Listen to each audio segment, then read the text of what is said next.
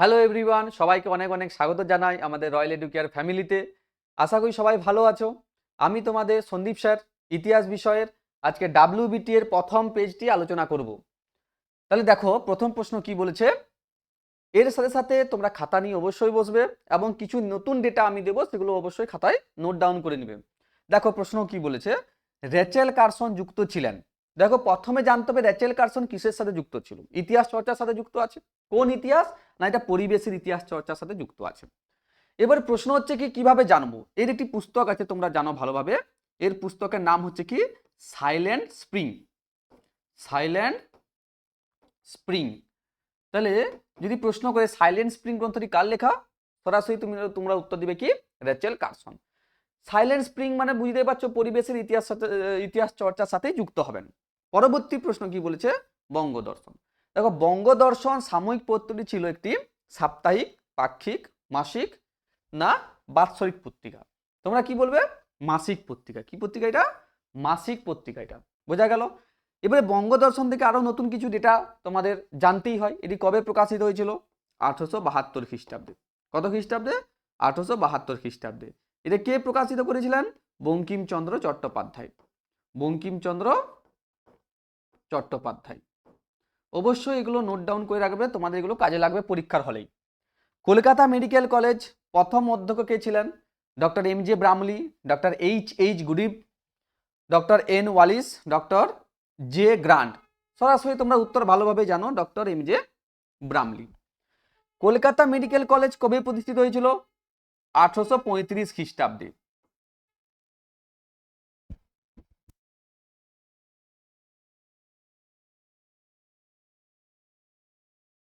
তাহলে কবে প্রতিষ্ঠিত হয়েছিল? 1835 খ্রিস্টাব্দে। বোঝা গেল কি বললাম? Kolkata medical college. এই সময় গভর্নর জেনারেল কে ছিলেন? Lord William Bentinck. খুবই গুরুত্বপূর্ণ প্রশ্ন, তোমরা অবশ্যই নোট ডাউন করে রাখবে, লর্ড উইলিয়াম বেন্টিং। তারপরে প্রশ্ন কি বলছে, যে সাধারণ জনশিক্ষা কমিটি কবে গঠিত হয় বা কবে গঠন হয়? সাধারণ জনশিক্ষা কমিটি কবে গঠন হয়? তোমরা অবশ্যই কমেন্টে উত্তর জানিও আমাকে। ঠিক আছে, কবে গঠিত হয়? এটা উত্তর হচ্ছে কি 1823 খ্রিস্টাব্দে। কবে হয়েছে এটা? 1823 খ্রিস্টাব্দে। সরাসরি তোমরা এটাই উত্তর দিবে, 1823 খ্রিস্টাব্দে। তাহলে এখানে কি কোনো ইম্পর্টেন্ট সাল নেই? অবশ্যই আছে। দেখো 1813 সাল কিসের জন্য ইম্পর্টেন্ট? কিসের জন্য? না, আমাদের রবীন্দ্রনাথ ঠাকুর এই বছর 1913 খ্রিস্টাব্দে কি হয়েছিলেন? নোবেল পুরস্কার পেয়েছিলেন। তাহলে নোবেল পুরস্কার প্রথম বাঙালি, ঠিক আছে, নোবেল পুরস্কার পাচ্ছেন আমাদের রবীন্দ্রনাথ ঠাকুর 1913 খ্রিস্টাব্দে। 1813 সালে কি হয়েছিল? কিসের জন্য ইম্পর্টেন্ট? তোমরা জানো এটা একটা সনদ আইন। 1813 খ্রিস্টাব্দে একটা সনদ আইন এসেছিল। এই সনদ আইনে কি বলা হয়েছে? এই সনদ আইনে বলা হয়েছিল কি 1 লক্ষ টাকা শিক্ষা খাতে ব্যয় করা হবে। প্রথমবার ইংরেজ কোম্পানির তরফ থেকে একটা শিক্ষা ক্ষেত্রের জন্য টাকা বরাদ্দ করা হয়েছিল। সেটা হচ্ছে কি 1813 সালের সনদ আইনে। কত সালে? 1813 সালে। কত টাকা? 1 লক্ষ টাকা। এটির সঙ্গে সঙ্গে আর একটা কি জানি আমরা, মিশনারিদের প্রবেশাধিকার দেওয়া হয়েছিল এখান থেকেই 1813 খ্রিস্টাব্দের। আর কি জানি আমরা? আর জানি হচ্ছে কি ইংরেজ ইস্ট ইন্ডিয়া কোম্পানির একচেটিয়া আধিপত্য সমাপ্ত করে চিনি এবং চীনের সাথে বাণিজ্য করতে পারবে এমন একটা আইন এখানে নেওয়া হয়েছিল। তারপরে প্রশ্ন দেখো, নববেদান্তের স্রষ্টা কে ছিলেন? তোমরা উত্তর দাও। নববেদান্তের স্রষ্টা কে ছিলেন? আশা করি সবাই উত্তর দিতে পারবে। নববেদান্তের স্রষ্টা কে ছিলেন? তো নববেদান্তের স্রষ্টা কে ছিলেন? আমাদের রামমোহন রায়, কেশবচন্দ্র সেন, বিবেকানন্দ, ডিরোজিও। কি হবে? কেশবচন্দ্র সেন। নববেদান্ত। রামমোহন রায় কি করেছিলেন? আত্মীয় সভা। সালগুলো অবশ্যই জানাও আমাকে। আত্মীয় সভা কবে প্রতিষ্ঠিত হয়েছিল?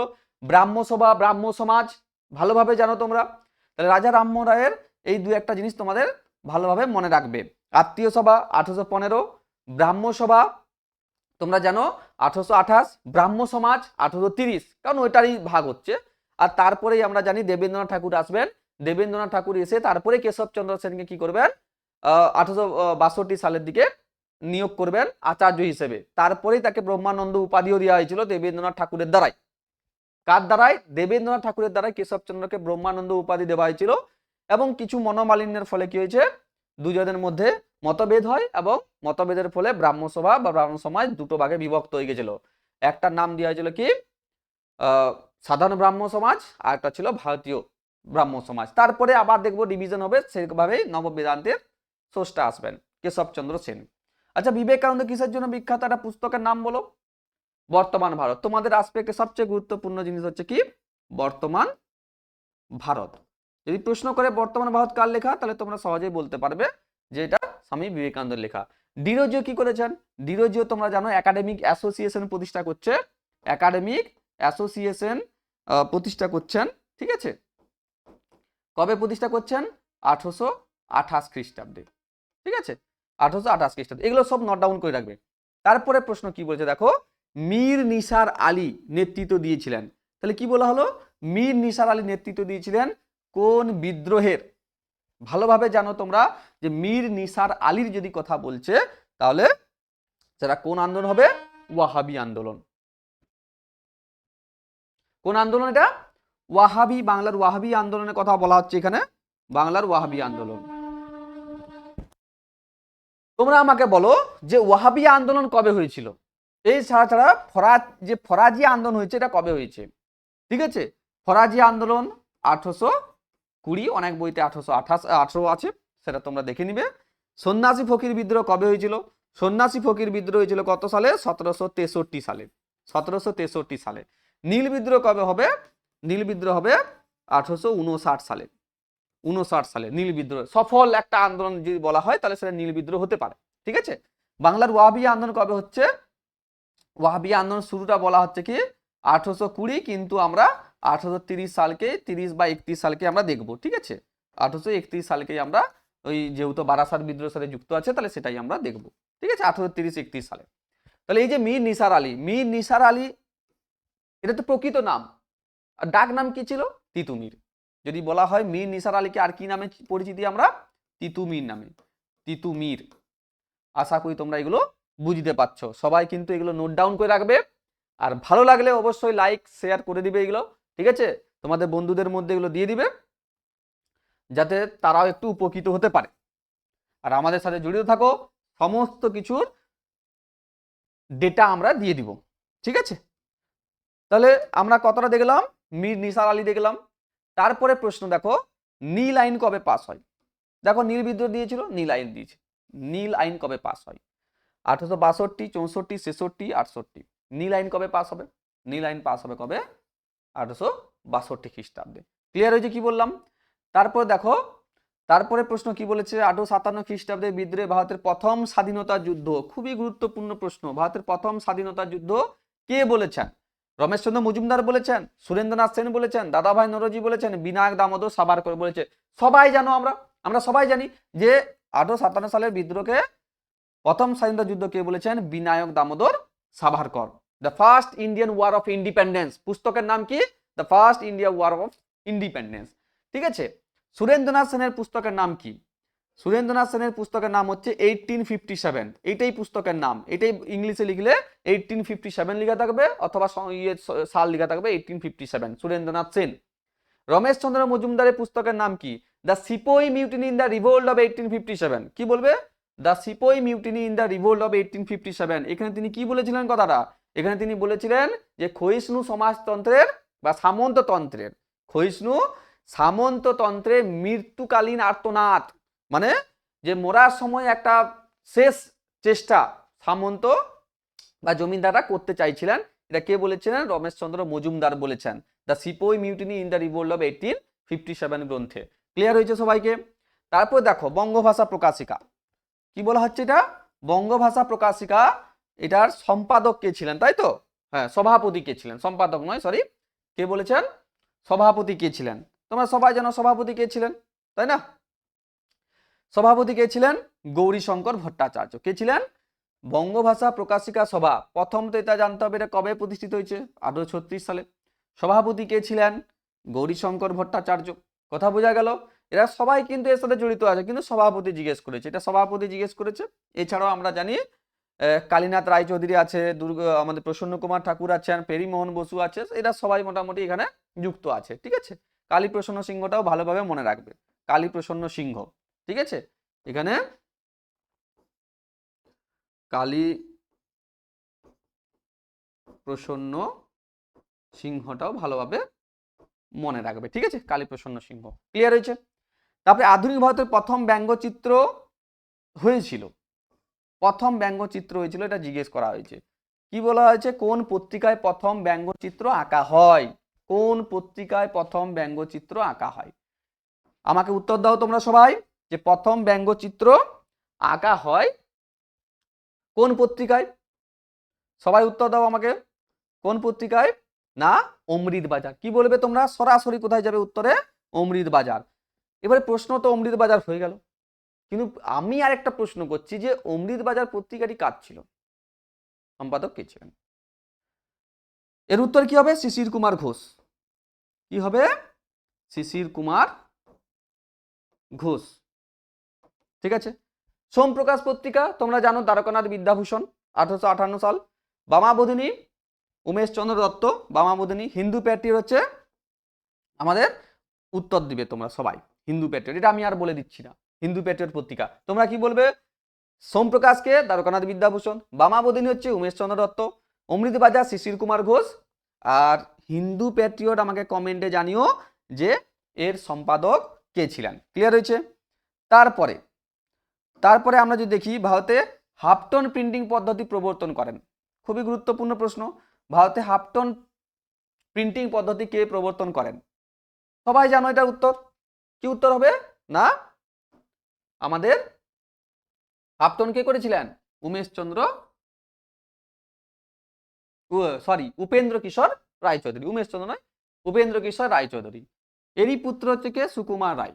তোমরা জানো, আবল তাবল থেকে শুরু করে বিভিন্ন পুস্তক ইনি রচনা করেছেন। পঞ্চনন কর্মকারকে কি বলা হয়? আমাদের বিশ্বকর্মাও বলা হয়, বাংলার বিশ্বকর্মাও বলা হয়। চার্লস উইলকিনসনকে কি বলা হয়? বাংলার গুটেনবার্গ। কি বলা হয় এটাকে? বাংলার গুটেনবার্গ বলা হয়, বাংলার গুটেনবার্গ, বাংলার গুটেনবার্গ। সব নোট ডাউন করে রাখবে কিন্তু, ঠিক আছে? বাংলার গুটেনবার্গ কাকে বলা হয়? চার্লস উইলকিনসনকে।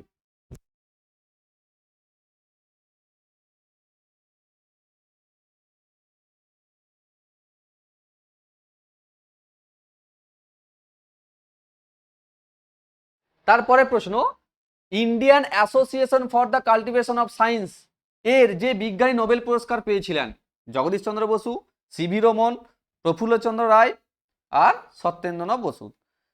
কে করেছিলেন? সিভি রমন, সরাসরি সিভি রমন। কিসের জন্য করেছিলেন? রমন ইফেক্ট। কিসের জন্য? রমন ইফেক্ট। এবারে প্রশ্নটা ওটা নয়, প্রশ্নটা হচ্ছে কি, যে কবে তিনি নোবেল পুরস্কার পেয়েছেন? সবাই আমাকে উত্তর দাও, অবশ্যই উত্তর দিবে সবাই। সিভি রমন কত সালে তিনি নোবেল পুরস্কারটা পাচ্ছেন? কত সালে পাচ্ছেন? 1930 খ্রিস্টাব্দে। সবাই নোট ডাউন করে রাখবে অবশ্যই, প্রশ্ন আসে কিন্তু, ঠিক আছে? তারপরে প্রশ্ন, রম্পা বিদ্রোহের নেতা কে ছিলেন? রম্পা বিদ্রোহের নেতা কে ছিলেন? বলো এখানে, রম্পা বিদ্রোহের নেতা কে ছিলেন? সবাই উত্তর দাও, এটা কে ছিলেন? শিউরাম। কে ছিলেন? শিউরাম। এবার নুরুল উদ্দিন যদি জিজ্ঞাসা করাই কে ছিলেন, কোন বিদ্রোহ নেতা, আমাকে উত্তর দিবে নুরুল উদ্দিন, ঠিক আছে? শিউরাম তাহলে রম্পা বিদ্রোহের নেতা ছিলেন। ক্লিয়ার হয়েছে? মাদারিপাসি কোন বিদ্রোহ নেতা ছিলেন? একা বিদ্রোহ, একা, একা আন্দোলন, একা আন্দোলন, ঠিক আছে? আল্লুরি সীতারাম রাজু,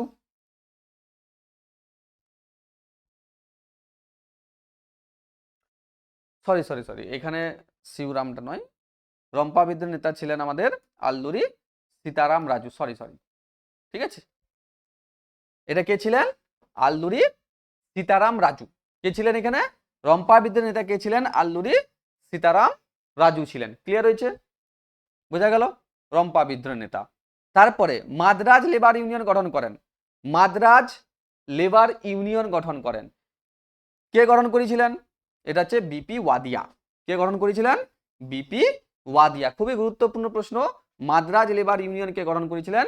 বিপি ওয়াদিয়া গঠন করেছিলেন। ক্লিয়ার হয়েছে? তারপরে হচ্ছে লাঙ্গল যার জমিদার, এই স্লোগানটি যে আন্দোলনের সাথে যুক্ত আছে, লাঙ্গল যার জমিদার, এই স্লোগানটি যেই আন্দোলনের সাথে যুক্ত ছিল, সেটা কোন আন্দোলন? তোমরা ভালোভাবেই জানো, সেটা হচ্ছে কি, তেভাগা আন্দোলন। কোন আন্দোলন? তেভাগা। এটা কবে হয়েছিল? 1936, সরি 1946। কত সালে? 1946 সালে কি হবে? তেভাগা আন্দোলন হয়েছে। তেলেঙ্গানা 1946-এ। একা আন্দোলন হবে কবে? 1921-22-এ। তারপরে কল্পনা দত্তকে অগ্নিকন্যা নামে কে অভিহিত করেছেন? অগ্নিকন্যা কে বলেছেন? রবীন্দ্রনাথ ঠাকুর। এটা কে বলবেন? রবীন্দ্রনাথ ঠাকুর বলবেন কি কল্পনা দত্তকে অগ্নিকন্যা নামটা কে দিয়েছেন? রবীন্দ্রনাথ ঠাকুর দিয়েছেন। ক্লিয়ার হয়েছে কি বললাম? তারপর তোমরা সূর্য সেন সম্পর্কে ভালোভাবেই জানো। নেক্সট আমরা কি দেখব? Anti circular society. কি দেখছি আমরা? এন্টি সার্কুলার সোসাইটির সম্পাদক কে ছিলেন? তোমরা ভালোভাবে জানো এন্টি সার্কুলার সোসাইটি। একটা হচ্ছে কি সার্কুলার সোসাইটি আর একটা হচ্ছে anti circular society. Circular society কেন জারি করা হয়েছিল? 1905 খ্রিস্টাব্দে, যাতে ছাত্ররা আন্দোলনে 1905 বঙ্গভঙ্গ আন্দোলনের সময় যাতে যুক্ত হতে না পারে ছাত্ররা, তার জন্য। এরই প্রত্যুত্তরে আমরা দেখি যে একটা এন্টি সার্কুলার সোসাইটি প্রতিষ্ঠা করা হচ্ছে। আর কার দ্বারায়? শচীন্দ্র প্রসাদ বসুর দ্বারাই। কার দ্বারা এটা? শচীন্দ্র প্রসাদ বসুর দ্বারাই। খুবই গুরুত্বপূর্ণ প্রশ্ন। তাহলে এটা কবে হচ্ছে? 1905। সবাই নোট ডাউন করে রাখবে, 1905। ক্লিয়ার হয়েছে? তারপরে দেখো annihilation of the caste. Annihilation of the caste গ্রন্থের রচয়িতা কে করেছিলেন? এনিহিলেশন অফ দ্য কাস্ট গ্রন্থের রচয়িতা কে কে করছেন? আমাদের বি.আর. আম্বেদকর। কে করছেন? বি.আর. আম্বেদকর করছেন। ক্লিয়ার হয়েছে কি বললাম? এদের সম্পর্কে তো নতুন কিছু জানার নেই। ইনি মাতুয়া সংঘের জন্য নমশূদ্র আন্দোলনের সাথে যুক্ত আছেন। গান্ধীজি তো জানো তোমরা, ঠিক আছে? My experiment with truth, Jawaharlal Nehru and autobiography, এগুলো তার লেখা। B R. Ambedkar annihilation of the caste বলে দিয়েছে, এখানে রচয়িতা ছিলেন। ভারতীয় সংবিধান রাষ্ট্রীয় ভাষার স্বীকৃতি দেওয়া হয়। দেখো এই প্রশ্নটা একটু ভুল আছে।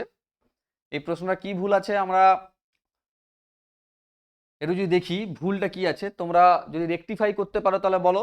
যে ভারতীয় সংবিধান রাষ্ট্রীয় ভাষার স্বীকৃতি দেওয়া হয়েছে। এই যে রাষ্ট্রীয় ভাষা কথাটা, আমাদের কোনো ন্যাশনাল ল্যাঙ্গুয়েজ নেই। ভালোভাবে মাথায় এটা ঢুকে নাও। আমাদের কি আছে? সরকারি ভাষা আছে। কি আছে? সরকারি ভাষা আছে। সরকারি ভাষাকে আমরা কি বলি? অফিসিয়াল ল্যাঙ্গুয়েজ বলি। অফিসিয়াল ল্যাঙ্গুয়েজ বলি, ঠিক আছে? তাহলে অফিসিয়াল ল্যাঙ্গুয়েজ আমাদের আছে। অফিসিয়াল ল্যাঙ্গুয়েজ কি আছে? দুটো আছে, ইংরেজিও আছে আর হিন্দিও আছে। আমরা বলে দিই যে রাষ্ট্রীয় ভাষা আমাদের হিন্দি, কিন্তু অ্যাকচুয়ালি বিষয়টা এটা নয়। আমাদের অফিসিয়াল ল্যাঙ্গুয়েজ আছে। আমাদের অফিসিয়াল ল্যাঙ্গুয়েজ কি আছে না? ইংরেজি এবং হিন্দি দুটোই। বোঝা গেল কি বললাম? তাহলে সেই অফিসিয়াল ল্যাঙ্গুয়েজে এমনিতে আমাদের ভাষার সংখ্যা কটা আছে এখন? টোটাল হচ্ছে 22টা ভাষা, ঠিক আছে? 22টা ভাষার মধ্যে আমাদের বাংলাটাও আমাদেরকে ইনক্লুড করা হয়েছে। ক্লিয়ার হয়েছে? পরের প্রশ্ন দেখো, স্বাধীন ভারতের প্রথম স্বরাষ্ট্রমন্ত্রী কে ছিলেন? স্বাধীন ভারতের প্রথম স্বরাষ্ট্রমন্ত্রী কে ছিলেন? খুবই গুরুত্বপূর্ণ প্রশ্ন। এবং তোমরা সবাই জানো যে ভারতের প্রথম যদি স্বরাষ্ট্রমন্ত্রী জিজ্ঞেস করা হয় তাহলে সেটা কি হচ্ছে? আমাদের সর্দার বল্লভভাই প্যাটেল। তাহলে কি হবেন? এটা সর্দার বল্লভভাই প্যাটেল ছিলেন, ঠিক আছে? ইনার দ্বারাই এনাকে কি বলা হয়? Iron man of India. কি বলা হয় ইনাকে? আয়রন ম্যান অফ ইন্ডিয়া বলা হয়। ক্লিয়ার হয়েছে কি বললাম?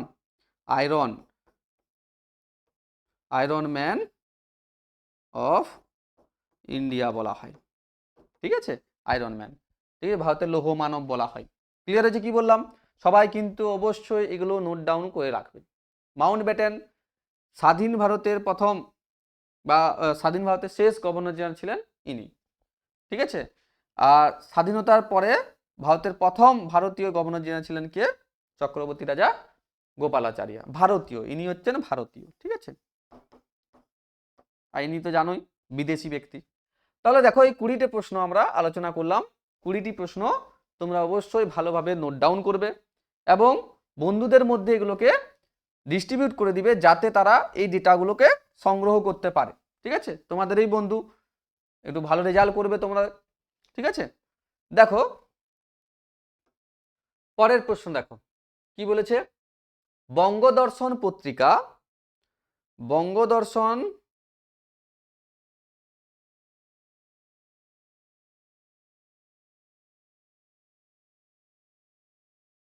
আশা করি দেখতে পাচ্ছ সবাই।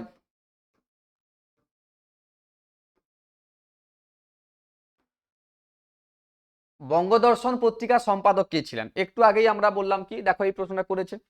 বঙ্গদর্শন পত্রিকার সম্পাদক জিজ্ঞেস করেছে, দেখো। তাহলে বঙ্গদর্শন পত্রিকার সম্পাদক কে ছিলেন? বঙ্কিমচন্দ্র ছিলেন।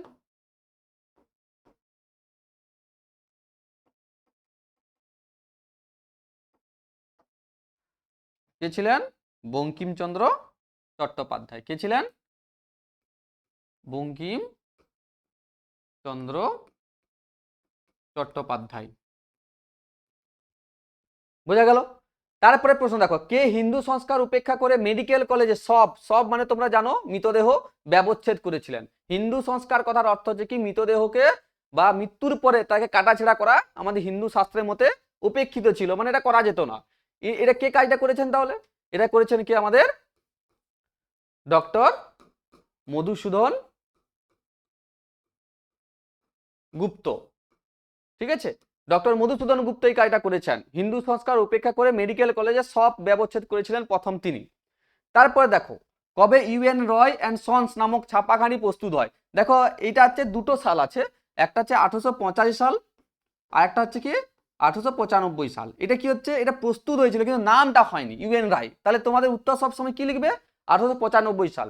1895 সালে কি হচ্ছে, ইউএন রয় অ্যান্ড সন্স নামক ছাপাখানি প্রস্তুত হয়েছিল। এটা উত্তর, সঠিক উত্তর। তারপর একটু আগেই দেখো আমরা মাতুয়া সংঘের কথা বলছিলাম। কি বলছিলাম? যে মাতুয়া সংঘ সংগঠনের প্রতিষ্ঠাতা কে ছিলেন? ঠিক আছে, গুরুচাঁদ ঠাকুরের কথা আমরা পড়লাম, কিন্তু গুরুচাঁদ ঠাকুর তিনি নমশূদ্র আন্দোলনের সাথে যুক্ত ছিলেন বা নমশূদ্র আন্দোলন তিনি গুরুত্ব দিয়েছেন। কিন্তু প্রতিষ্ঠাতা যদি প্রশ্ন করে, প্রতিষ্ঠাতা এটা কে ছিলেন? তারই এটা হরিচাঁদ ঠাকুর। হরিচাঁদ ঠাকুর। ঠিক আছে, এই হরিচাঁদ ঠাকুর কি করেছেন? মাতুয়া সংগঠনের প্রতিষ্ঠাতা ছিলেন। ক্লিয়ার হয়েছে কি বললাম? সবাই এগুলো নোট ডাউন করে নিবে অবশ্যই। বোঝা গেল? পরের প্রশ্ন যদি জিজ্ঞাসা করা হয়, কি বলেছে দেখো, ঠিক ভুল জিজ্ঞেস করেছে, তাই না? ঠিক ভুলে কি বলেছে? রবীন্দ্রনাথ ঠাকুর জীবন স্মৃতি প্রথমে প্রবাসী পত্রিকায় ধারাবাহিকভাবে প্রকাশিত হয়েছিল। এটা সঠিক, একদম সঠিক কথা। প্রবাসী পত্রিকাই হবে এটা। কি পত্রিকা হবে এটা? প্রবাসী পত্রিকা হবে। তারপরে প্রশ্ন দেখো, দীনবন্ধু মিত্র ইংরেজিতে নীলদর্পণ নাটক রচনা করেন। বাহ, এটা খুবই ভালো কোশ্চেন না? দেখো, নীলদর্পণ নাটকটি আমাদের রচনা করেছিলেন কে? আমাদের দীনবন্ধু মিত্র। কিন্তু ইংরেজিতে নাটকটা রচনা করেননি। ক্লিয়ার হয়েছে? বাংলায় করেছিলেন। ইংরেজিতে অনুবাদ করেছিলেন কে? আমাদের রেভারেন্ড জেমস লং বলা হয়। কাকে বলা হয়? Reverend James long. এটা একটা মতবিরোধী মানে প্রশ্ন আছে, বলা হয় মাইকেল মধুসূদন দত্ত এটা ইংরেজিতে অনুবাদ করেছিলেন এবং সেটি রেভারেন্ড জেমস লং প্রকাশিত করেছিল। ওই জন্য রেভারেন্ড জেমস লং এর নামে 1000 টাকা জরিমানাও আমরা দেখতে পেয়েছি এখানে। ঠিক আছে, তাহলে অবশ্যই মনে রাখবে এই প্রশ্নটা কিন্তু উত্তর কি হবে? ভুল হবে, দীনবন্ধু মিত্র নয়। ভারতের প্রথম ভাইসরয় কে ছিলেন? ভারতের প্রথম ভাইসরয় কে ছিল? Warren Hastings? না, একদম নয়। তাহলে কে হবেন? কে হবেন? না, কেনিং হবেন। কে হবে? কেনিং। ঠিক আছে, কেনিং সাহাব। ক্লিয়ার হয়েছে? তাহলে কেনিং। পরবর্তী প্রশ্ন, লর্ড কেনিং এর কথা বলা হচ্ছে এখানে। ঠিক আছে, ভারতের প্রথম ভাইসরয়। তোমরা জানো 1857 মহাবিদ্রোহের পরে তাদের পোস্টটা চেঞ্জ হয়ে গেছিল, গভর্নর জেনারেল থেকে ভাইসরয় করে দেওয়া হয়েছিল। ঠিক আছে, পরবর্তী প্রশ্ন দেখো, কি বলা হয়েছে? যে গোরা উপন্যাসটি রবীন্দ্রনাথের লেখা। অবশ্যই গোরা উপন্যাস রবীন্দ্রনাথ ঠাকুরের লেখা, একদম সঠিক কথা। রাধাকান্ত দেব, রাধাকান্ত দেব কি করেছেন? ল্যান্ড হোল্ডার সোসাইটি, ভালোভাবে জানো তোমরা ল্যান্ড হোল্ডার সোসাইটি। মাদারি পাসি একা, ঠিক আছে, এটা 1, এটা 2। সতীশচন্দ্র বসু হচ্ছে অনুশীলন সমিতি, এটি 3 এবং এটি 4, অর্থাৎ লক্ষ্মী সাইকেল, প্রেম সাইকেলের ওয়াইফ। ঠিক আছে, লক্ষ্মী সাইকেল আজাদিন ফৌজ। তারপরে প্রশ্ন দেখো কি বলেছে, আমরা বিবৃতি দেখব। বিবৃতিতে কি বলা হয়েছে? যে রামকৃষ্ণ সর্বধর্ম সমন্বয়ের আদর্শ গঠন করেছিলেন। কেন? কেন করেছিলেন? সকল ধর্মের মধ্যে, কারণ তার মধ্যে তো কোনো কলুষতা ছিল না, সকল ধর্মের বিশেষ আদর্শের সমন্বয়ের উদ্দেশ্যে। ঠিক আছে, সকলের ধর্ম যেন কোনো রকম ভাবে ক্ষতিগ্রস্ত না হয়, সবার মধ্যে সমন্বয় যেন থাকে। এখন পরিস্থিতি তোমরা দেখতেই পাচ্ছ কেমন হয়। ঠিক আছে, পরবর্তী প্রশ্ন দেখো কি বলেছে। ভারতে পাশ্চাত্য শিক্ষা বিষয়ক দ্বন্দ্ব শুরু হয়েছিল কেন? ভারতে পাশ্চাত্য শিক্ষা চালু হবে এই বিষয়ে, বা ভারতে পাশ্চাত্য শিক্ষা না পাশ্চাত্য শিক্ষা চালু হবে এই বিষয়ে, ভারতে প্রাচ্য শিক্ষা না পাশ্চাত্য শিক্ষা চালু হবে এই বিষয়, এইটাই হচ্ছে প্রশ্নের উত্তর। ঠিক আছে, মানে দ্বন্দ্ব শুরু হয়েছিল। এটা তোমরা জানো, ম্যাকলে, লর্ড ম্যাকলে আইন সচিব ছিলেন 1835 সালে। তিনি বললেন যে ইংরেজি শিক্ষাই আমাদের শিক্ষিত করতে হবে। এটার আগেই আমরা প্রাচ্য এবং পাশ্চাত্যের মধ্যে দ্বন্দ্ব দেখতে পেয়েছিলাম। কথা বোঝা গেল? এটাই তার উত্তর। তারপরে প্রশ্ন কি বলেছে, গ্রামাঞ্চলে স্বদেশী বা বৈকট আন্দোলন দীর্ঘস্থায়ী হয়নি কেন? কেন হবে? আমাকে বলো, একটা কথা বলো, কেন হবে দীর্ঘস্থায়ী? গ্রামাঞ্চলে মানুষের কথা বলেছে কি? কৃষকদের স্বার্থের কথা বলেছিল এখানে? স্বদেশী আন্দোলনে কৃষকদের একবারও বলেছে যে কর কমাতে হবে, এরকম নিয়ে আন্দোলন করতে হবে? তাহলে কৃষকদের নিয়ে কিছুই বলা হয়নি। তাহলে এই যে একত্রিত হতে পারেনি, গ্রামাঞ্চলে কৃষকরা বঙ্গভঙ্গ বিরোধী আন্দোলনে একত্রিত হতে পারেননি। ঠিক আছে, বোঝা গেল কি বললাম? বারদলি সত্যাগ্রহ আন্দোলন শুরু হয়েছিল, এটা দেখো প্রশ্নের উত্তর এখানে একটু ভুল করা হয়েছে, এটা একটু তোমরা ঠিক করবে। ভূমিকা হবে না, এটা কি হবে? ভূমিকর হবে। কি হবে এটা? ভূমিকর। তাহলে এটাই হচ্ছে কি তার উত্তর। ভূমিকর 30% বৃদ্ধি করা হয়েছিল বলে, ভূমিকর 30% বৃদ্ধি করা হয়েছিল বলে বারদলীয় আন্দোলন হয়েছে। এর নেতা কে ছিলেন? সর্দার বল্লভভাই প্যাটেল। সর্দার উপাধি কে দিয়েছিলেন? সেখানের মহিলারা, মিঠুবেন প্যাটেল, মণিবেন প্যাটেলের মতন মহিলারা এখানে বারদলি সত্যাগ্রহতে তিনি কি করেছিলেন? সর্দার উপাধি পাচ্ছেন। কে পাচ্ছেন? সর্দার বল্লভভাই প্যাটেল। ক্লিয়ার হয়েছে? আচ্ছা, এইবারে দেখো তোমাদের আসলে ব্যাপারটা হচ্ছে কি, এইখানে 2 নম্বরের প্রশ্ন আমি তোমাদেরকে একটা পিডিএফ আমি আপলোড করেছি, সেই পিডিএফ থেকে তোমাদেরকে বিষয়গুলোকে একটু একটু করে বলে দেব, এবং তোমরা যদি চাও সেই নোটগুলোকে তোমরা করতে পারো। আচ্ছা, তার আগে এই যে এইটা একটা দেখো, এটা সুন্দর একটি মানচিত্র আমি তোমাদের জন্য দিয়েছি, ওখানেও কিছু মানচিত্র রয়েছে এবং কিছু মানচিত্র তোমরা এখান থেকেও করতে পারবে। ঠিক আছে, সহজেই। দেখো কি বলেছে, এগুলো মাধ্যমিকে আসা প্রশ্ন, কিন্তু এগুলো দেখো মাধ্যমিকে আসা প্রশ্ন। ঠিক আছে, কি বলেছে দেখো, কোল বিদ্রোহের এলাকা ছোটনাগপুর এলাকা, এই ছোটনাগপুর। ঠিক আছে, আশা করি দেখতে পাচ্ছ। আচ্ছা, দেখতে পাচ্ছ না? ঠিক আছে, এটা দেখে নাও, এটা বড় করে দিচ্ছি।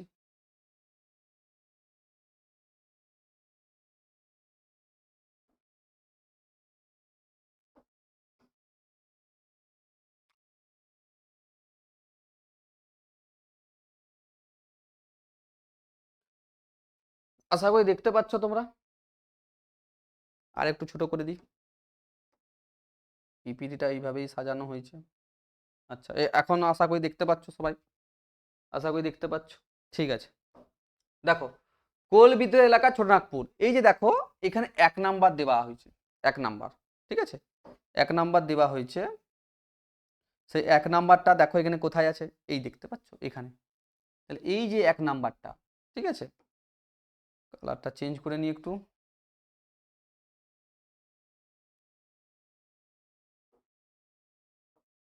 এই যে দেখতে পাচ্ছ এখানে 1 নাম্বার। তাহলে এই অঞ্চলটা তোমাদের কি হবে, এই যে ভারতের ম্যাপ আছে, এই ভারতের ম্যাপের এই অংশটা হচ্ছে কি আমাদের ছোটনাগপুর মালভূমি। মুন্ডা বিদ্রোহ এলাকা, মুন্ডা বিদ্রোহ যে 2 নম্বর, এই যে 2 নম্বরে মুন্ডা বিদ্রোহ এলাকা। তারপরে দেখো মুন্ডা বিদ্রোহ এলাকার পরে আমরা কি দেখতে পাচ্ছি, সাঁওতাল বিদ্রোহ এলাকা। সাঁওতাল বিদ্রোহ 3 নম্বরে কোথায় আছে, এই দেখতে পাচ্ছ, এই যে এই অংশটা হচ্ছে কি পুরোটাই সাঁওতাল বিদ্রোহ এলাকা। তারপরে কি দেখা যাচ্ছে, চুয়ার বিদ্রোহ এলাকা 4 নম্বর। 4 নম্বর দেখো কোথায় আছে, 4 নম্বর এই যেটা চুয়ার বিদ্রোহ এলাকা। ঠিক আছে, তারপরে কি আছে, বারাসাত বিদ্রোহ এলাকা। বারাসাত বিদ্রোহ 5 নম্বরে কোথায় আছে, দেখো এই যে বারাসাত বিদ্রোহ, এই অংশটা বারাসাত বিদ্রোহ। তারপরে দেখো কোল বিদ্রোহের অন্যতম কেন্দ্র হচ্ছে হাজারিবাগ। 6 নম্বর দেখো কোথায় আছে, 6 নম্বর আছে কোথায় আমাদের, এই যে এখানে, এই যে হাজারিবাগ। ঠিক আছে, এই যে হাজারিবাগ।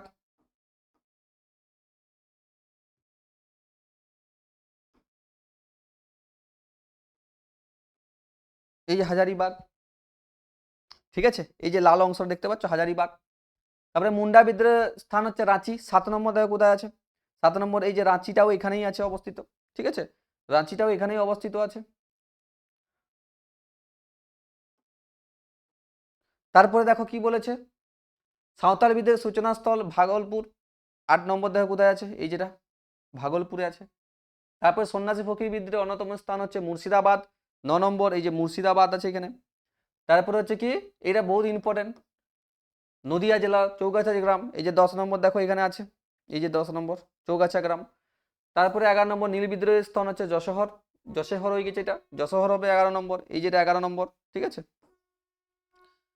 দেখতে পাচ্ছ এই যে 11 নম্বর, এই যে 11। তারপরে কি বলেছে, 12 নম্বর তিতুমিরে বারাসাত বিদ্রোহ। 12 নম্বর দেখো এখানে, এই যে 12 নম্বর। ঠিক আছে, তারপর দেখো চুয়ার বিদ্রোহের অন্যতম কেন্দ্র হচ্ছে মেদিনীপুর, 13 নম্বর দাগ, এই যে 13 নম্বর এই জায়গাটা মেদিনীপুর অঞ্চল, ঠিক আছে। তারপর দেখো কি বলেছে, রংপুর বিদ্রোহের কেন্দ্রস্থল রংপুর, 14 নম্বর কোশ্চেন দেখো, এই যে 14। পাবনা বিদ্রোহের কেন্দ্রস্থল পাবনা, 15, এই যে 15 এই যে অংশটা। তারপর হচ্ছে কি ফরাজি আন্দোলনের সূচনাস্থল ফরিদপুর, 16 নম্বর, এই যে 16 নম্বর। ভিল বিদ্রোহের স্থান হচ্ছে খানদেশ, 17 নম্বর, ঠিক আছে, এই যে 17 নম্বর খানদেশ ভিল বিদ্রোহ।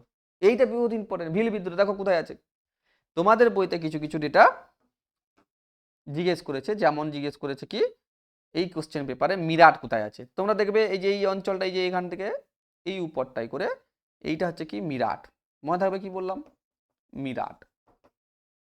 আর কি জিজ্ঞেস করেছে, আর জিজ্ঞেস করেছে কি আমাদের হায়দ্রাবাদ, হায়দ্রাবাদ কোথায় আছে, ঠিক আছে, হায়দ্রাবাদ কোথায় আছে, হায়দ্রাবাদ এই অংশটা, ঠিক আছে। সবচেয়ে বড় আমাদের রাজ্য মানে দেশীয় রাজ্য কি ছিল, হায়দ্রাবাদ, বুঝা গেল, হায়দ্রাবাদ, ক্লিয়ার হয়েছে। তাহলে এইটা হচ্ছে কি তোমরা দেখবে, এই জায়গাটা হচ্ছে কি মিরাট,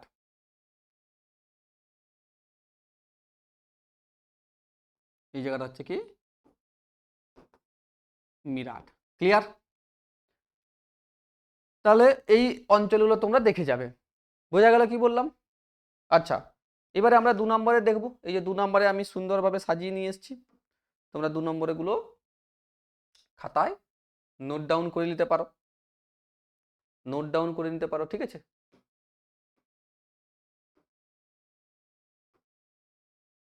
প্রথম প্রশ্ন কি বলেছে দেখো, সামাজিক ইতিহাস কি, প্রথম প্রশ্ন সামাজিক ইতিহাস। আচ্ছা, এটা কখন শুরু হয়েছিল, 1960-এর দশকে। একদম প্রপারলি যদি জিজ্ঞেস করা হয় যে 1960-এর দশকে কি শুরু হচ্ছে না, সামাজিক ইতিহাস চর্চা। ঐতিহাসিক কে কে আছেন, এডওয়ার্ড থমসন আছে, এরিক হবসন আছে, বিভিন্ন ঐতিহাসিক আছেন। এখানে সামাজিক ইতিহাসে রাজা মহারাজা অভিজাত বর্গের ইতিহাসের কথা বলা হচ্ছে, সাধারণ মানুষের প্রাত্যহিক যে জীবন অর্থাৎ মানুষের আচার আচরণের কথা বলা হবে, খাদ্যাভ্যাসের কথা বলা হবে, সামাজিক অর্থনৈতিক সম্পর্ক বলা হবে, সাংস্কৃতিক যে সংস্কৃতি বলা হবে, এগুলো নিয়ে চর্চা করেছেন। এবং এই সামাজিক ইতিহাস নিয়ে চর্চা করেছেন রণজিৎ গুহ, পার্থ চ্যাটার্জি, গৌতম ভদ্র। তাহলে এই বিভিন্ন, তোমরা জানো যে নিম্নবর্গের ইতিহাস চর্চার জনক কে আছেন, রণজিৎ গুহ, নিম্নবর্গের ইতিহাস চর্চার জনক, ঠিক আছে। তাহলে এইগুলো এইগুলো লিখবে, এইভাবে লিখলে তোমাদের আশা করি তোমাদের নাম্বার দিয়ে দিবে, ঠিক আছে। তারপরে কি বলেছে দেখো, ইতিহাসের তথ্য সংগ্রহের ক্ষেত্রে ইন্টারনেট ব্যবহারের সুবিধাগুলি উল্লেখ করো। এইটা তো তোমরা সবাই ভালোভাবে জানো যে ইন্টারনেট কিভাবে ব্যবহার করতে হয়, এর সুবিধা অসুবিধা তোমরা ভালোভাবেই জানো।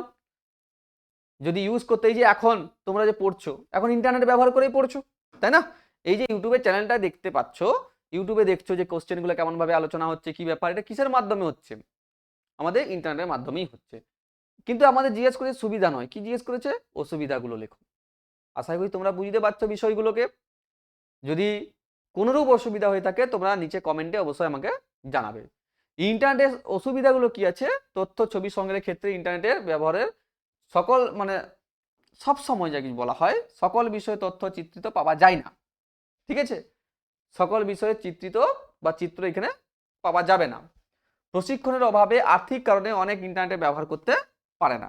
তোমরা জানো ভালোভাবে যে অনেক সময় প্রত্যন্ত অঞ্চলে টাকা পয়সা থাকে না, যার জন্য তারা ইন্টারনেট ব্যবহার করতে বা ফোন বা এগুলো ইউজ করতে জানে না।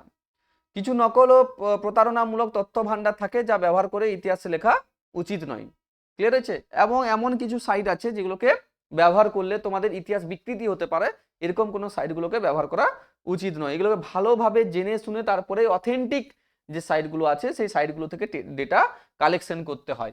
ক্লিয়ার হয়েছে কি বললাম, আশা করি তোমরা এগুলো বুঝতে পারছো।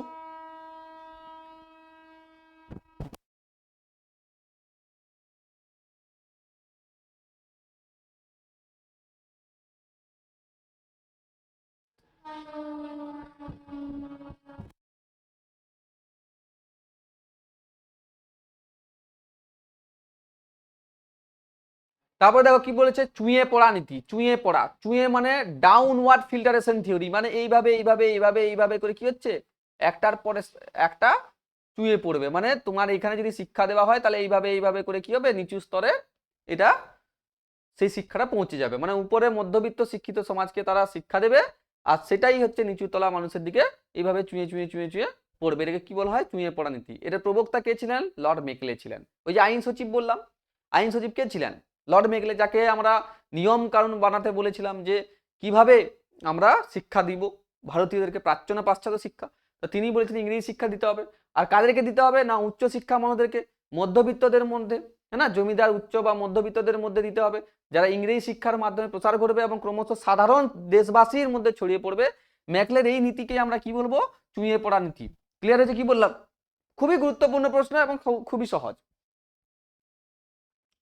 তারপরে তোমরা জানো নববিধান কি? পরীক্ষায় আসা প্রশ্ন এটা। নববিধান মাধ্যমিকে আসা প্রশ্ন এটা। নববিধান কি? এই একটু আগে আমরা বললাম নববিধান আদর্শটা কি, যে ব্রাহ্ম সমাজে আদর্শ অনুযায়ী স্ত্রী শিক্ষা বা নারী স্বাধীনতার পক্ষে আমরা সবসময় আমরা দেখি আওয়াজ তুলতে ব্রাহ্ম সভাকে বা ব্রাহ্ম সমাজকে। কিন্তু যিনি আওয়াজ তুলছেন দেবেন্দ্রনাথ ঠাকুর, কেশবচন্দ্র সেন, এই কেশবচন্দ্র সেন কি করলেন? হঠাৎ করে তার যে কন্যা, 14 বছর বয়সের একজন কন্যা, তার সাথে বিবাহ দিয়ে দিলেন। কোথাকার?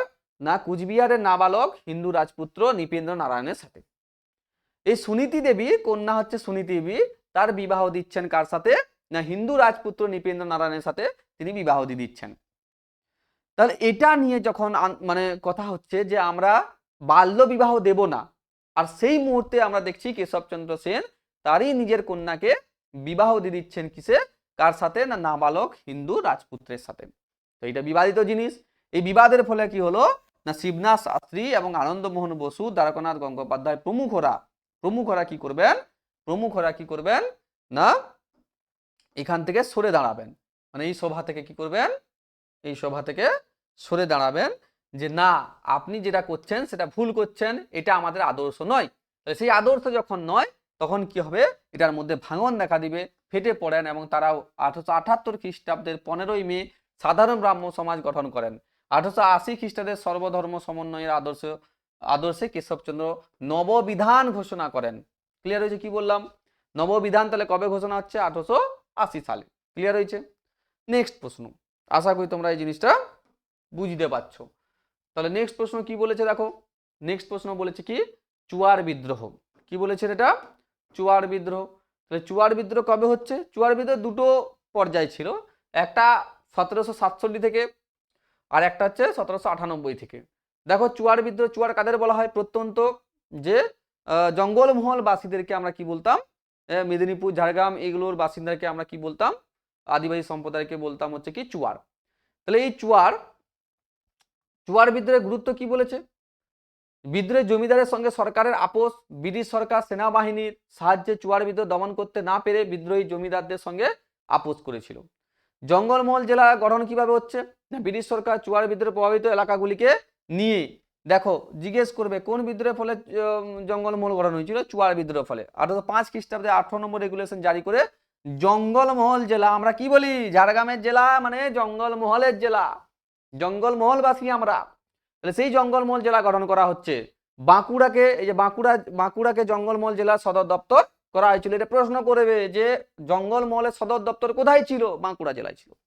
কৃষক বিদ্রোহের মধ্যে কি বলেছে? এই বিদ্রোহ আগামী দিনে কৃষক বিদ্রোহের অনুপ্রেরণা জুগিয়েছিল। ক্লিয়ার হয়েছে? কি বললাম? নেক্সট প্রশ্ন, নীল বিদ্রোহে খ্রিস্টান মিশনারিদের ভূমিকা কি রূপ ছিল? নীল বিদ্রোহে খ্রিস্টান মিশনারিদের ভূমিকা কি রূপ ছিল? ঠিক আছে, তোমরা জানো খ্রিস্টান মিশনারিদের প্রবেশাধিকার কবে দেওয়া হয়েছিল? একটু আগে আমরা কি বললাম? 1813 খ্রিস্টাব্দে, তাই না? তাহলে এই নীল বিদ্রোহের সময় এরা কি করেছিল? এই যে দেখতে পাচ্ছ 1859 সালে নীল বিদ্রোহ, নীল চাষের বিদ্রোহ ঘোষণা করেছিল। এই বিদ্রোহ নীল বিদ্রোহ নামে পরিচিত। মিশনারিদের কি ভূমিকা ছিল? খ্রিস্টান মিশনারিরা বিদ্রোহে সমর্থন করেছিল। সবচেয়ে গুরুত্বপূর্ণ বিষয় এটা, যে মিশনারিরা বলছে যে নীল বিদ্রোহ যে করছে চাষিরা, তারা উচিতভাবেই তারা বিদ্রোহ করছে, এটা অনুচিত কোনো কিছু নয়। এরা বিদেশি, তার সত্ত্বেও তারা বলছে যে নীল চাষিদের উপর অত্যাচার চলছে। তাহলে ভাবতে পারছো কতটা অত্যাচার করেছে তারা। তারা নীল চাষিদের উপর নীলকরদের অত্যাচারের বিরুদ্ধে সোচ্চার হয়েছিলেন। জেমস লং নীলদর্পণ নাটকটিকে ইংরেজিতে একটু আগেই বললাম অনুবাদ করে গুরুত্বপূর্ণ ভূমিকা পালন করেছিলেন। এই জন্য তাকে জেলও যেতে হয়েছিল এবং তাকে 1000 টাকা জরিমানাও দিতে হয়েছিল। 1000 টাকা, ঠিক আছে, 1000 টাকা তাকে জরিমানাও দিতে হয়েছিল। তোমরা ভালোভাবে জানো 1000 টাকা জরিমানাটা কে দিয়েছিলেন? কালীপ্রসন্ন সিংহ। তিনি বলেছিলেন, যাও, আমি তোমাকে এই 1000 টাকা জরিমানাটা প্রোভাইড করে দিচ্ছি, তুমি ভালো কাজ করেছো, তার জন্য তোমাকে উপহার দিলাম। ক্লিয়ার হয়েছে কি বললাম? নেক্সট প্রশ্ন দেখো কি বলেছে, যে নবগোপাল মিত্র, কি বলেছে, নবগোপাল মিত্র কে ছিলেন? তো এনাকেই আমরা কি বলি, ন্যাশনাল মিত্রও বলি। কি বলি আমরা? ন্যাশনাল মিত্র বলি। ক্লিয়ার হয়েছে? ন্যাশনাল মিত্রও বলা হয়। কি বলা হচ্ছে, 1867 সালে হিন্দু মেলার অন্যতম প্রতিষ্ঠাতা ছিলেন ও সহ সম্পাদক ছিলেন ন্যাশনাল নবগোপাল মিত্র। এই জন্য বলা হয় কি ন্যাশনাল মিত্র বলা হয়। তিনি ছিলেন অভিনব ভারতের প্রধান প্রচারক। তিনি হিন্দুদের মধ্যে জাতীয়তাবোধ, স্বদেশ প্রেম, আত্মনির্ভর গড়ে তোলার চেষ্টা করেন এবং সে কারণেই তিনি ছিলেন হিন্দু মেলার প্রাণ পুরুষ। ঠিক আছে? ক্লিয়ার হয়েছে কি বললাম? তাহলে নবগোপাল মিত্রর কথাটা তোমরা বুঝতে পেরেছো, আশা করি তোমরা বুঝতে পেরেছো। আর না বুঝতে পারলে তোমরা অবশ্যই আমাকে এটা জানাবে কমেন্টে। কি মজা আসছে? বিষয়গুলো বুঝতে পারছো তো সবাই? পরবর্তী প্রশ্ন দেখো, পরবর্তী প্রশ্ন কি বলেছে, ব্যঙ্গচিত্র। কি বলা হচ্ছে, ব্যঙ্গচিত্র কেন আঁকা হয়? সবাই জানো তো ব্যঙ্গচিত্র কেন আঁকা হয়? এই যে এখন রিসেন্ট যে ঘটনাগুলো নিয়ে দেখো কতগুলো চিত্র আঁকা চলে, তাই না? আমাদের ভালো ভালো ব্যক্তিদেরকে নিয়ে আমরা কত সুন্দর মজা ঠাট্টা করে থাকি, তো সেটাকেই আমরা ব্যঙ্গচিত্র বলি। উত্তর, শিল্পচর্চা হচ্ছে কি, শিল্পচর্চার একটি অন্যতম মাধ্যম হলো কি চিত্রকলা। ব্যঙ্গচিত্র তার মধ্যে একটা অন্যতম। ঠিক আছে? বিশেষ অঙ্গ। বিভিন্ন কারণে ব্যঙ্গচিত্র আঁকা হয়, যেমন হচ্ছে সমালোচনা করার জন্য। সমালোচনা করার জন্য মোস্টলি হচ্ছে সমালোচনা করার জন্যই আমরা ব্যঙ্গচিত্র এঁকে থাকি। প্রচলিত সমাজ, রাজনৈতিক, অর্থনৈতিক ও সাংস্কৃতিক ক্ষেত্রে বিভিন্ন ত্রুটি বিচ্যুতি সরস অঙ্গি ভঙ্গিতে প্রকাশ করার জন্যই সরস, মানে যেহেতু যদি এটাকে একটু রোমাঞ্চকতা বা একটু ভালোভাবে যদি ব্যক্ত করা যায় তাহলে আমরা বুঝতে পারবো। সচেতনতা বৃদ্ধির জন্য, যে সেই ক্ষেত্রে সমাজ ত্রুটি বিচ্যুতি সম্পর্কে ব্যঙ্গচিত্রের মাধ্যমে মানুষকে সচেতন করা। আর এই ক্ষেত্রে আমরা জানি যে ব্যক্তির নাম সবচেয়ে গুরুত্বপূর্ণ, তার নাম হচ্ছে কি গগনেন্দ্রনাথ ঠাকুর। প্রথমার্ধে তিনি তার অঙ্কিত রাজনৈতিক ও সামাজিক সমস্যামূলক ব্যঙ্গচিত্রগুলির মাধ্যমে ঔপনিবেশিক সমাজ ব্যবস্থার সমালোচনা করেছিলেন। নয়া হুল্লোড়, তোমরা জানো নয়া হুল্লোড়,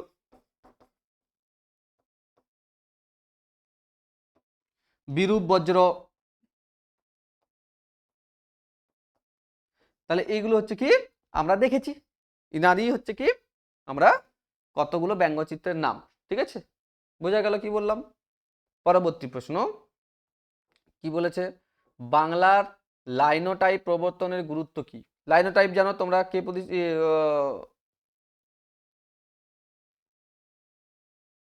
প্রবর্তন করে বা তৈরি করেছিলেন? সুরেশচন্দ্র মজুমদার।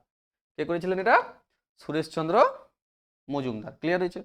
তাহলে সেই সুরেশচন্দ্র মজুমদার কেন করতে গেলেন, কি ব্যাপার, গুরুত্বটা কি? কি বলেছেন, যে 1777 খ্রিস্টাব্দে কলকাতায় প্রথম মুদ্রণ যন্ত্র বা ছাপাখানা প্রতিষ্ঠা করেন জেমস অগাস্টা সিকি। বাংলার হরফ, বাংলায় ছাপাখানা প্রতিষ্ঠার পর বাংলায় অক্ষরের ক্রম উন্নতি ঘটেছিল, হ্যাঁ না? উন্নতি করে 55 কর্মকারের বাংলা হরফের পর সুরেশচন্দ্র মজুমদার লাইনোটাইপ নামে আরো এক উন্নত বাংলা হরফ তৈরি করেছিলেন। এর আবির্ভাবে কি হয়েছে, বাংলা ভাষা, সাহিত্য এবং সর্বোপরি বাঙালির জনমানসে এক যুগান্তকারী প্রভাব বিস্তার করেছিল। ঠিক আছে? এটাই গুরুত্ব। তারপরে হচ্ছে কি তারকনাথ পালিত, খুবই গুরুত্বপূর্ণ ব্যক্তি তারকনাথ পালিত, তোমরা জানো বিজ্ঞান বা আমাদের বিজ্ঞান চর্চার ক্ষেত্রে খুবই গুরুত্বপূর্ণ একটি ব্যক্তি হচ্ছে কি তারকনাথ পালিত। 19 শতকে বাঙালি ব্যক্তিদের মধ্যে তারকনাথ পালিত ছিলেন কে? এই যে অন্যতম সত্যেন্দ্রনাথ ঠাকুরেরই সহপাঠী ছিলেন সম্ভ্রান্ত বংশ তারকনাথ পালিত। 1871 খ্রিস্টাব্দে ইংল্যান্ড থেকে ব্যারিস্টারি পাস করে ফেরেন এবং আইন পেশায় নিযুক্ত হন। বিজ্ঞান চর্চার সুবিধাতে তিনি কি করলেন, 15 লক্ষ টাকা কলকাতা বিশ্ববিদ্যালয়কে দান করলেন। কে দান করে? আজকাল পয়সা কেউ দান করে না, এখন দেখতে পাচ্ছ তো, সেই সময় তারকনাথ পালিত দান করে দিয়েছেন। তার দানকৃত অর্থ এবং রাসবিহারী ঘোষের প্রদত্ত অর্থে কলকাতা বিজ্ঞান কলেজ প্রতিষ্ঠিত হয়েছিল। কলকাতা বিজ্ঞান কলেজ প্রতিষ্ঠিত হয়েছিল কাদের দ্বারাই? তারকনাথ পালিত এবং রাসবিহারী ঘোষের সহযোগিতায়। আশা করি তোমাদের এই বিষয়টা ক্লিয়ার হচ্ছে, বোঝা গেল? Good, very good. সবাই সবাই লাস্ট পর্যন্ত দেখবে, আমি 1 2 করে দিচ্ছি। ঠিক আছে? পরবর্তী প্রশ্ন দেখো,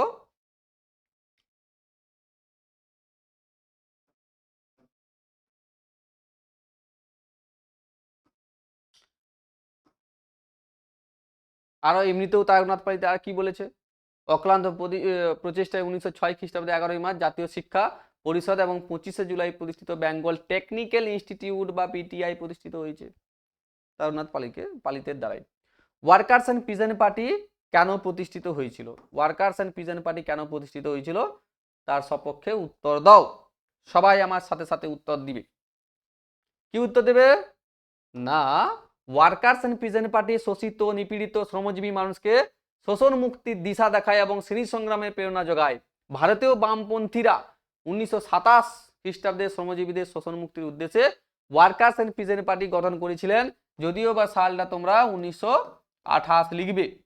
ওয়ার্কার্স অ্যান্ড পিজন পার্টি, অসুবিধা হবে না। 1920 খ্রিস্টাব্দে 17 অক্টোবর রাশিয়ার তাসখন্দে ভারতীয় কমিউনিস্ট পার্টি প্রতিষ্ঠার জন্ম হয়। তারপর 1925 খ্রিস্টাব্দে কানপুরে ভারতীয় কমিউনিস্ট পার্টি গড়ে ওঠে কার নেতৃত্বে? আমাদের সিঙ্গারাবেল্লু চেট্টিয়ারের নির্দেশে। ঠিক আছে। ইংরেজ সরকার দমনী থেকে অব্যাহতি পাওয়ার জন্য ভারতের কমিউনিস্ট নেতারা গোপনে তাদের কার্যকলাপ পরিচালনা করতে থাকেন। তারা শ্রমজীবী মানুষের মধ্যে বামপন্থী আদর্শ প্রচার ও তাদের সংগঠিত করার জন্য ওয়ার্কার্স অ্যান্ড পিজন পার্টি কে হাতিয়ার করেন। এই সংগঠন শ্রেণী সংগ্রাম বা বিনাশ, ক্ষতিপূরণের, জমিদারি প্রথা লোভ, শ্রমিকদের মজুরি বৃদ্ধি, সংবাদপত্রের স্বাধীনতা, ট্রেড ইউনিয়ন গঠন ইত্যাদির দাবি তুলেছিলেন। বোঝা গেল কত গুরুত্বপূর্ণ এটা। Workers and pigeon party 1928। ঠিক আছে, অনেক বইতে 1927 থাকে, তোমরা 1928 লিখবে, কোনো অসুবিধা হবে না। আশা করি তোমরা বিষয়টা বুঝতে পারছো। তারপরে কি আছে? একা আন্দোলন শুরু হয় কেন? একা আন্দোলন কেন শুরু হয়? আমরা আগেই বলেছিলাম যে একা আন্দোলন 1921 খ্রিস্টাব্দে 21-22-এ শুরু হয়েছিল। উত্তর পশ্চিম ইউপিতেই ছিল, উত্তরপ্রদেশে। ঠিক আছে, মাদারি পাসি তার নেতা ছিলেন, একা আন্দোলনের নেতা ছিলেন। ঠিক আছে, এছাড়াও আমরা বাবা রামচন্দ্রকেও দেখতে পাই। তাহলে একাধিক কারণ বিদ্যমান ছিল, যার মধ্যে একটা ছিল কি, নির্ধারিত খাজনার চেয়ে 50% অতিরিক্ত খাজনা নির্ধারণ করেছিল। বাটাই বা উৎপন্ন শস্যের বদলে নগদ অর্থে কর প্রদান করতে হবে। খাজনা আদায়, ঠিকাদারদের অত্যাচার বা শোষণ ইত্যাদি নিয়েই একান্ন খাজনা আদায় করার সময় ঠিকাদাররা অত্যাচার করতে শুরু করে দিয়েছিল। ঠিক আছে, এগুলো বিভিন্ন কারণ নিয়ে আমরা দেখি যে আন্দোলন সংগঠিত হয়েছে এবং সেই আন্দোলন আমরা রুখে দাঁড়িয়েছিলাম। কার নেতৃত্বে? না মাদারি পাসির নেতৃত্বে। কবে হয়েছিল একা আন্দোলন? তোমরা ভালোভাবেই জানো, 1921 বা 22, অর্থাৎ 1921 থেকে 22 খ্রিস্টাব্দে। সবাই এটা কিন্তু নোট ডাউন করে নিবে। এটা কোথায় হয়েছিল? ইউপি। তখন আমরা কি বলতাম? যুক্তপ্রদেশ। কি বলতাম তাকে? যুক্তপ্রদেশ বলতাম। আশা করি তোমরা বিষয়টা বুঝতে পারছো। তারপরে কি বলেছে? বীণা দাস, খুবই গুরুত্বপূর্ণ ব্যক্তি। বীণা দাস কেন বিখ্যাত? বীণা দাস কেন বিখ্যাত? সশস্ত্র বিপ্লবী আন্দোলনে একজন নারী ছিলেন তিনি। আর তিনি ছাত্রী সংঘের সদস্য ছিলেন এবং প্রত্যক্ষভাবে বিপ্লবী আন্দোলনের সাথে যুক্ত ছিলেন। তিনি 1932 খ্রিস্টাব্দে কি করবেন? 6 ফেব্রুয়ারি বাংলার গভর্নর স্ট্যানলি জ্যাকসনকে গুলি করেন। এই গুলি লক্ষ্যভ্রষ্ট হলেও বিচারে তার যাবজ্জীবন কারাদণ্ড হয়েছিল, যদিও বা তিনি 9 বছর পর তিনি ছাড়া পেয়েছিলেন। কথা বোঝা গেল? তাহলে যাবজ্জীবন তিনি দণ্ডিত হয়েছিলেন। মনে থাকবে, বীণা দাস কাকে মারতে গেছিলেন? স্ট্যানলি জ্যাকসনকে। তিনি কে ছিলেন? বাংলার গভর্নর ছিলেন। এবং কবে হয়েছে এটা ঘটনাটা? 1932 খ্রিস্টাব্দে 6 ফেব্রুয়ারি। আশা করি তোমরা বিষয়টা বুঝতে পেরেছো। তারপরে আরেকজন বিখ্যাত মহিলার নাম হচ্ছে সরলা দেবী চৌধুরানী। কেন বিখ্যাত ছিলেন তিনি? তিনি কে ছিলেন? রবীন্দ্রনাথ ঠাকুরের ভগিনী ছিলেন, ভাগ্নী ছিলেন এবং স্বর্ণকুমারী দেবীর কন্যা ছিলেন তিনি। তিনি প্রতাপাদিত্য উৎসব চালু করেছিলেন এবং বীরাষ্টমী ব্রত পালন করেছিলেন। লাঠি ছুরি খেলার প্রবর্তন করেছিলেন। খাদি প্রচার করেছিলেন। লক্ষ্মী ভান্ডার 1910, তোমরা ভালো করে জানো সালটা কবে? 1910 খ্রিস্টাব্দে লক্ষ্মী ভান্ডার তিনি চালু করেছেন। এটা আমাদের লক্ষ্মী ভান্ডার বর্তমানের নয়, এটা সেই সময় আমাদের বিপ্লবীদের সাহায্য করার জন্য তিনি প্রতিষ্ঠা করেছিলেন। তিনি নারী সমাজের কল্যাণের জন্য 1911 খ্রিস্টাব্দে ভারত স্ত্রী মহামণ্ডল প্রতিষ্ঠা করেছিলেন। দেখো কত গুরুত্বপূর্ণ মহিলা তিনি। ভারতী পত্রিকা সম্পাদক ছিলেন এবং নারী শক্তিকে উৎসাহিত ও অনুপ্রাণিত করেছিলেন এবং দেশাত্মবোধক গান গেয়ে জনগণের মধ্যে তিনি জাতীয়তাবোধ জাগ্রত করতেন। সরলা দেবী চৌধুরানী। কথা বোঝা গেল? তিনি কিন্তু সশস্ত্র বিপ্লবী আন্দোলনের সাথে যুক্ত ছিলেন না, ভালোভাবে মনে রাখবে। ইনি কিন্তু আমাদের স্বদেশী আন্দোলন এবং জাতীয়তাবাদী আন্দোলনের সাথে যুক্ত ছিলেন, কিন্তু সশস্ত্র ছিলেন না, অস্ত্র ধারণ করেননি তিনি। ক্লিয়ার হয়েছে কি বললাম? গুড। আমি জানি তোমরা সবকিছু ভালোভাবে বুঝতে পেরে যাচ্ছ। পরবর্তী প্রশ্ন কি বলেছে, দেশীয় রাজ্যগুলি ভারতভুক্তি দলিল বলতে কি বোঝো? দেশীয় রাজ্যগুলির ভারতভুক্তি দলিল বলতে কি বোঝায়? আচ্ছা, তোমরা সবাই অবশ্যই কমেন্ট করবে কেমন লাগলো ক্লাসটা। ঠিক আছে, আমরা 2 নম্বরে একদম শেষ পর্যায়ে আছি। দেশীয় রাজ্যগুলি ভারতভুক্তি দলিল বলতে কি বোঝায়? দেশীয় রাজ্যগুলি ভারতভুক্তি দলিল মানে ইনস্ট্রুমেন্ট অফ অ্যাক্সেশন। 1947 খ্রিস্টাব্দে 15ই আগস্ট ভারত স্বাধীনতা অর্জন করে, সবাই জানি আমরা। আজ এই জন্য হেসে খেলে এইভাবে পড়াশোনা করতে পারছি। স্বাধীনতা লাভের পর ভারতের যেসব সমস্যার সম্মুখীন হয়েছিল তার মধ্যে অন্যতম প্রধান সমস্যা ছিল দেশীয় রাজ্যগুলো। কি সমস্যা ছিল? দেশীয় রাজ্য। এই দেশীয় রাজ্যগুলোর সংখ্যা প্রায় 550 ছিল, তাই না? বা আমরা বলি 600টি। তো সেই 600টি মানে সংখ্যার মধ্যে আমরা দেখি বৃহত্তম ছিল 4টি। বৃহত্তম কোনটা ছিল? 4টি। একটা ছিল জুনাগড়, একটা হায়দ্রাবাদ, একটা কাশ্মীর, আর একটা ছিল মহীশূর। কটা ছিল আমরা বললাম? 4টা। 4টির মধ্যে কি কি বললাম? এক হচ্ছে কি হায়দ্রাবাদ, 2 হচ্ছে কি জুনাগড়,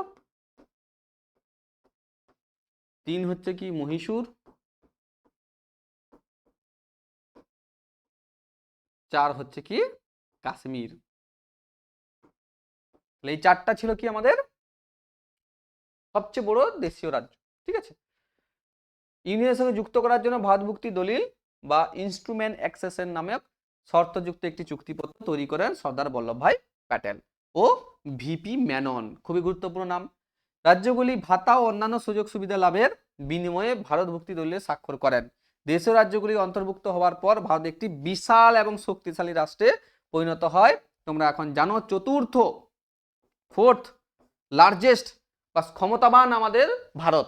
ঠিক আছে, মানে ভারত পুরো বিশ্বতে এখন আমরা 4র্থ স্থানে আছি। জাপানকে আমরা পিছনে ফেলে দিয়ে এখন আমরা 4র্থ স্থানে মানে সবচেয়ে শক্তিশালী দেশের মধ্যে একজন। ঠিক আছে, জিডিপি আমরা কদিন আগে দেখলে জিডিপি বেড়েছে। ঠিক আছে, ঠিক আছে, এই বিষয়গুলো আমরা পরবর্তীকালে আলোচনা করব। নেক্সট এবং শেষ প্রশ্ন আমরা দেখি।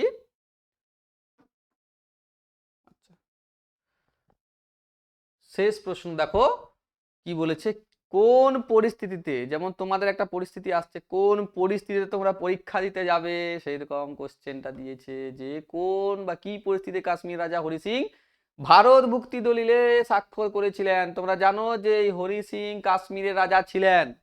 হরি সিং কাশ্মীরের রাজা ছিলেন। বর্তমানে কাশ্মীর আমাদের অভিন্ন অঙ্গ হওয়ার কথা ছিল, কিন্তু কিছুটা অংশ পাকিস্তান পিওকে নিয়ে নিয়েছে। ঠিক আছে, মানে পিওকে হচ্ছে পাক অকিউপাইড কাশ্মীর বলা হচ্ছে, মানে জোর করে দখল করে রেখেছে। ওদের এমনিতে তো কোনো ইয়ে নেই। তাহলে আমরা কি দেখছি, দেশীয় রাজ্যগুলো ব্রিটিশদের আনুগত্য থাকার কারণে ব্রিটিশদের ভারত ত্যাগের সময় দেশীয় রাজ্য হিসেবে কাশ্মীরের গুরুত্ব বৃদ্ধি পায়। কাশ্মীর মুসলিম প্রধান রাজ্য এবং প্রতিবেশী হরি সিং কর্তৃক ভারতভুক্তি দলিলে স্বাক্ষর ও কাশ্মীর রাজ্য হওয়ার এদিকে দখল করার জন্য পাকিস্তান উদ্যোগী হয়। বারবার বলেছি, ওরা স্বাধীনতা পাওয়ার পরেই প্রথমেই তারা মানে ঝগড়াঝাটি করতে শুরু করে দিয়েছে। আগে নিজের দেশকে সামলাতে হয়, তারপরে অন্য দেশের নজর দিতে হয়, কিন্তু এদের প্রথম থেকে এরকমই। আর্থিক চাপ, কাশ্মীরবাসী নিত্য প্রয়োজনীয় অনেক দ্রব্য সদ্য স্বাধীন রাষ্ট্র পাকিস্তানের বিভিন্ন অঞ্চল থেকে আমদানি করা হতো। পাকিস্তান সরকার এইসব দ্রব্য রপ্তানি বন্ধ করে দেয়। ব্যাস। এইবারে হচ্ছে কি হানাদার বাহিনী একটা আছে। পাকিস্তান মদতপুষ্ট পাঠান উপজাতিরা কাশ্মীরে হানা দেয়। তারা রাজধানী শ্রীনগর, এখন বর্তমানে দেখবে শ্রীনগরে আমাদের জাতীয় পতাকা উত্তোলন হয়, সেই শ্রীনগরের কথা বলা হচ্ছে। সেই শ্রীনগরে কি করা হচ্ছে, উপকণ্ঠে হাজির হয়ে যায়। এবং সালটা ছিল কবে? 22 অক্টোবর 1947। নিরাপত্তা, রাজ্যের নিরাপত্তা আত্মরক্ষার উদ্বিগ্ন হয়ে মহারাজা হরি সিং ভারত সরকারের কাছে প্রার্থনা করেন এবং 24 অক্টোবর 1947 ভারত সরকারের সাহায্য দানের পূর্ব শর্ত হিসেবে মহারাজা হরি সিং ভারত দলিলে স্বাক্ষর করে দেয় 26 অক্টোবর 1947। তারপরে তোমরা জানো 1948 এটি পুরাপুরি আমাদের ভারতে অন্তর্ভুক্ত হয়ে যায়। তাহলে আমরা এখানে শেষ করছি এটি।